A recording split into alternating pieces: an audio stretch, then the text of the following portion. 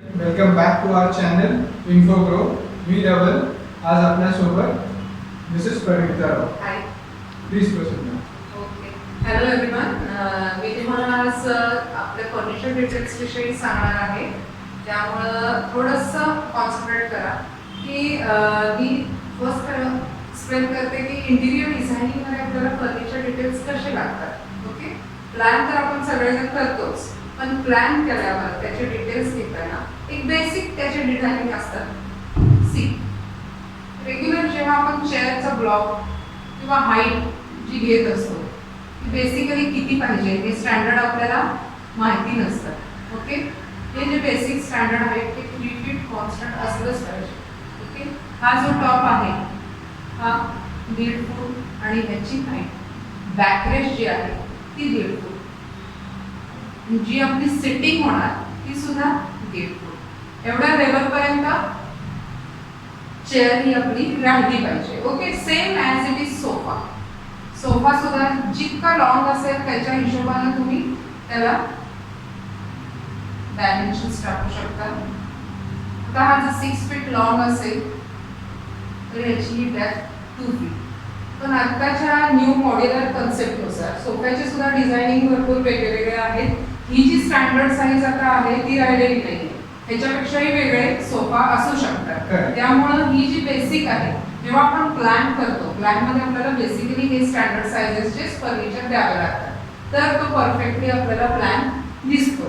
Okay. त्याच्यावर जर furniture arrangement नसेल तर क्लायंट लिव्हिंग रूममध्ये ॲज इट इज कसं आपली अरेंजमेंट आहे किंवा किचनमध्ये कशी अरेंजमेंट असणार आहे, पट्ट्या कसा असेल, अदरवाईज बेडरूममध्ये बेड पोझिशन्स काय असणार आहेत ते काही कळत नाही. त्यामुळे बेसिक प्लॅनवर आपल्याला फर्निचर डिटेल्स हे द्यावे लागतात. ओके.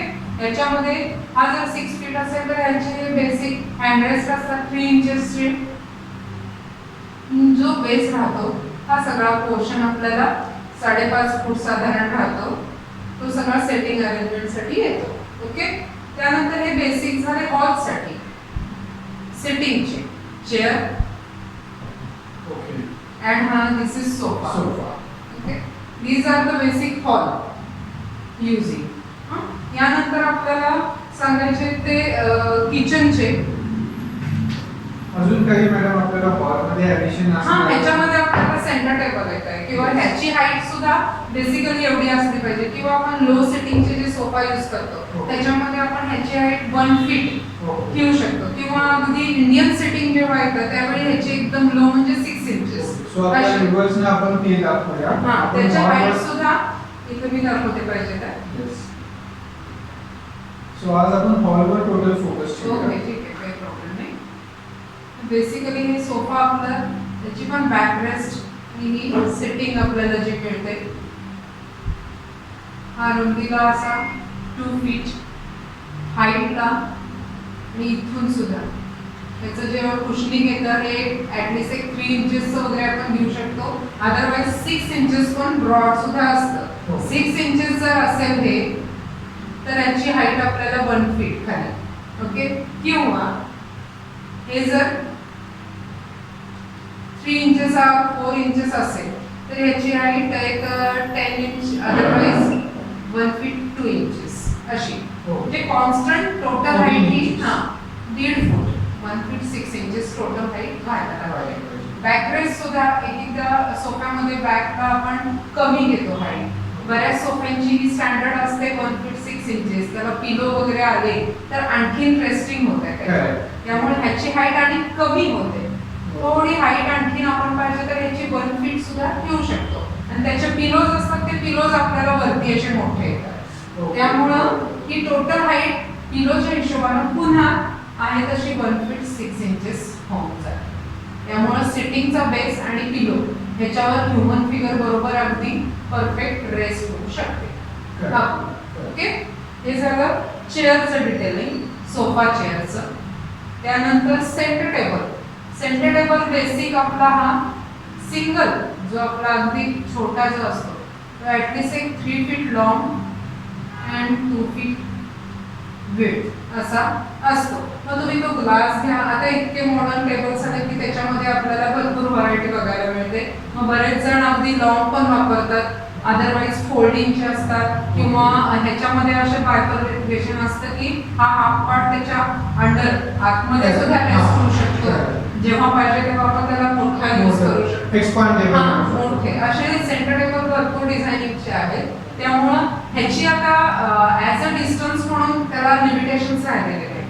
त्यामुळे तुम्ही लहान घ्या अदरवाईज मोठा घ्या, नो लिमिट्स. ओके, जरा ह्याची हाईट सुद्धा जेव्हा आपण इथं सोफ्यावर बसतो, बसल्यानंतर ह्याची हाईट जवळजवळ हा जर टॉप असेल त्याचा आणि हे त्याचे लेग्स असले सेंटर टेबलचे, इथं मध्ये एक त्याला वाइंडर काहीतरी असतो, तर इथून त्याची हाईट ऍटलीस्ट आपण बसल्यानंतर एक 2 or 3 इंचेस वरती एक 2 फीट पर्यंत, अदरवाईज 1 फीट 6 इंचेस सुद्धा चालते. हे दोन ऑप्शन्स असू शकतात. 1.5 फूट जेव्हा आपण सिटिंगला बसतो त्या, किंवा 2 फीट हे सेंटर टेबलला आपल्याला कम्फर्टेबली होऊ शकते. ओके, चालू शकते. त्यानंतर हॉलमध्ये आणि काय काय ऍक्सेसरीज आपल्या येतात सिटिंगसाठी. हे झालं सोफा, बेसिक सेंटर टेबल झालं. पुफीज असतात. पुफी आपण रेग्युलर पुफी 1.5 बाय 1.5 असतात, 1.5 फूट बाय 1.5 फूट, आणि त्याला व्हील्स सुद्धा आपण देऊ शकतो. ते मुव्हेबल करू शकतो आपण. असे दोन्ही ऑप्शन्स आपल्याला त्याला करता येतात. ओके, त्यानंतर हॉलमध्ये आणखी टीव्ही युनिट. टीव्ही युनिट साठी एक स्पेसिफिक स्पेस. हॉल जर आपला एक 10 बाय 12 किंवा 15 बाय 15चा असेल, तर त्याच्या हिशोबाने त्या कुठल्या हॉलवर टीव्ही युनिट स्पेसिफिकली आलं पाहिजे ही एक जागा मेन्शन करायची. वास्तुशास्त्रानुसार त्याला डिफाईन करायचं. कोणत्या हॉलवर आलं. डिरेक्शन्सवर मॅडम तुम्हाला काय मेन्शन करावं लागेल का? डिरेक्शन म्हणजे कसं, ऍक्च्युली वास्तुशास्त्रानुसार म्हटलं तर हॉलमध्ये आपल्याला पण डिरेक्शन यूज करता येतात. जो ईशान्य कोपरा असतो तो आपल्या ऍक्च्युली असतो तो देवासाठी वगैरे असतो, पण हॉलमध्ये आपण शक्यतो जे अरेंजमेंट असते ती पूर्व पश्चिम असते, तिथं लिमिटेशन्स नसतात आपल्याला.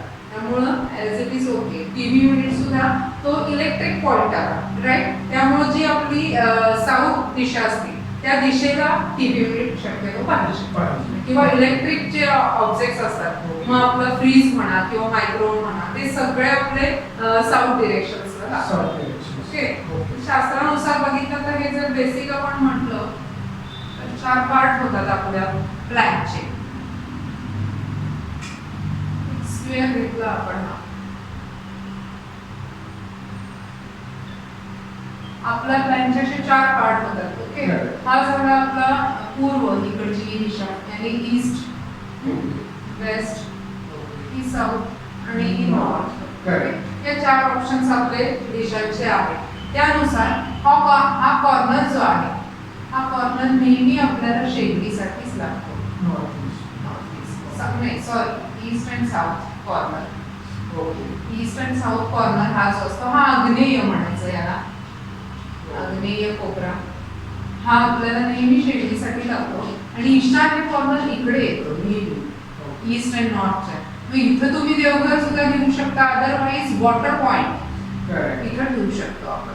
हा झाला आपला ब्रह्मा, मिड. ओके, हा ब्रह्मा झाला. त्यानंतर ही आपली जी साऊथ आणि वेस्ट आहे, इकडे तुमचं बेडरूम पोझिशनच आले पाहिजे. ओके, बेड तुमचा या डायरेक्शनलाच आला पाहिजे. ओके, आणि लिव्हिंग तुम्ही ऍज इट इज या स्पेस मध्ये यूज करू शकता. लिव्हिंग तुमचं काय असेल ते. हे असे आपलं जे पूर्ण टोटल प्लॅन असतो त्याचं डिव्हायडेशन या डिरेक्शन प्रमाणे झालं पाहिजे. तर ते स्पेसिफिकली ऑन दी स्पॉट जिथं त्याचा जो जागा आहे त्या जागेवर ते बसू शकतात प्रत्येक जण. त्यामुळे डिरेक्शन चुकत नाही. बेड म्हणा, बेडचे पोझिशन्स म्हणा, ते सुद्धा साऊथ आणि नॉर्थ अशीच पाहिजे फेसिंग्स. ओके, आणि हा जो कॉर्नर आहे हा टोटली आपल्याला टॉयलेट बाथरूमचा स्पेसिंग असतो हा. ओके, जिन्याचं पण स्पेसिंग आपण अँटी क्लॉकवाईज किंवा क्लॉकवाईज घेऊ शकतो. त्यानुसार आपण जिना या पोझिशनला रेस्ट करू शकतो. ओके, हे झालं बेसिक पॉइंट्स सगळे प्लॅन मध्ये. ह्या हिशोबानं फर्स्ट आपण आज डिस्कस केलं लिव्हिंग रूम. लिव्हिंग मध्ये आपल्याला काय काय लागतं, देवघर सुद्धा बऱ्याच जणांचं लिव्हिंग मध्ये असतं. तिथं आपल्याला ते एका कॉर्नरला, म्हणजे हा कॉर्नर म्हणजे ईशान्य, हा तिथंच आपण देवघरचा पॉइंट घेऊ शकतो. ओके, सो आज आपण थोडक्यात बघितलेले साइजेस, मेजरमेंट्स आणि थोडे डिरेक्शन बद्दल डिटेल्स. परिणीता मॅम स्वतः एक सक्सेसफुल इंटिरियर डिझायनर आहेत. ते प्रॅक्टिस देखील करतात. तुम्ही त्यांच्याशी संपर्कात येऊ शकता. त्यांच्याकडनं ट्रेनिंग घेण्यासाठी तुम्ही आपल्या इन्स्टिट्यूटला जरूर